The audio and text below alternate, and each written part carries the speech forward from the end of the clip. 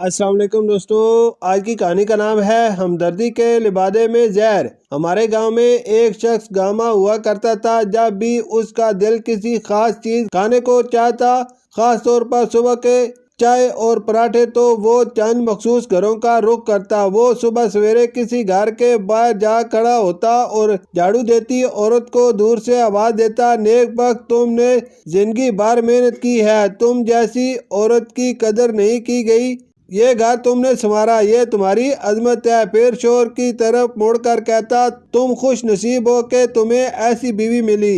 یہ سن کر بیوی شوہر کی شکایتوں کا دفتر کھول دیتی اور گاما ماتھے پر ہاتھ رکھ کر ہمدردی ظاہر کرتا۔ خاتون پھر ہاتھ دھو کر پوچھتی، چائے پیو گے؟ گاما مسکرا کر کہتا، صرف چائے نہیں، تمہارے ہاتھ کے پراٹھے تو آج بھی یاد ہیں، لیکن تم تھکی ہوئی لگ رہی ہو، اس لیے زحمت نہ دو۔ اور پھر تعریفوں کی مٹھاس میں لپٹے ہوئے خاتون لذیذ پراٹھے اور چائے لے آتی۔ گاما مزے سے کھاتا، چادر جھاڑتا اور اگلے شکار کی طرف نکل جاتا۔ بعد میں وہی دو پراٹھے ایسے تنازع اور بد اعتمادی کا بیج بو جاتے کہ کئی ماہ، کئی سال تک ان گھروں میں رنجشیں، بدگمانیاں اور تلخیاں جنم لیتی۔ بدقسمتی سے آج بھی ہمارے معاشرے بلکہ تعلیم یافتہ خاندانوں میں ایسے ہی گامے موجود ہیں۔ وہ لوگ جو بظاہر ہمدرد بنتے ہیں مگر اندر ہی اندر خوشحال گھروں میں زہر گھولتے ہیں۔ شادی صرف ایک تقریب نہیں بلکہ ایک خاندان، ایک نسل، ایک نظام کو آگے لے جانے کی کوشش ہے۔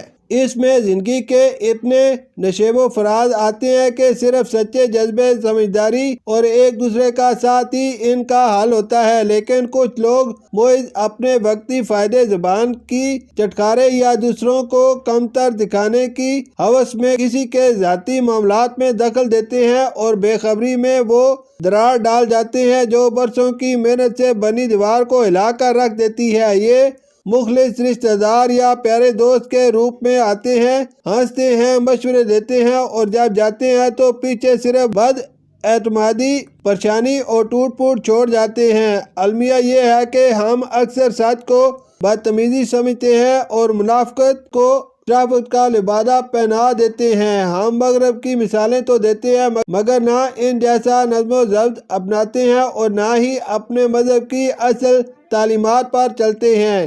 یاد رکھیں، ایک خاندان کی مضبوطی صرف پیسوں یا تعلیم سے نہیں بلکہ اس بات پر ہے کہ کون سے لوگ آپ کے آس پاس بیٹھتے ہیں، کس کو آپ دل کی بات سناتے ہیں اور کس کو آپ اپنے کچن کی خوشبو محسوس کرنے دیتے ہیں۔ اگر وقت پر ہم نے یہ فیصلہ نہ کیا کہ کس کو اپنے گھر کے اندر آنے دینا ہے تو پھر ہمیں یہ شکایت بھی نہ ہوگی کہ ہانڈی کیوں خراب ہو گئی۔ اس لیے وقت رہتے احتیاط کریں، کیونکہ بعض لوگ صرف دو پراٹھوں کی قیمت پر آپ کا سکون، عزت اور گھر برباد کر سکتے ہیں۔ شکریہ۔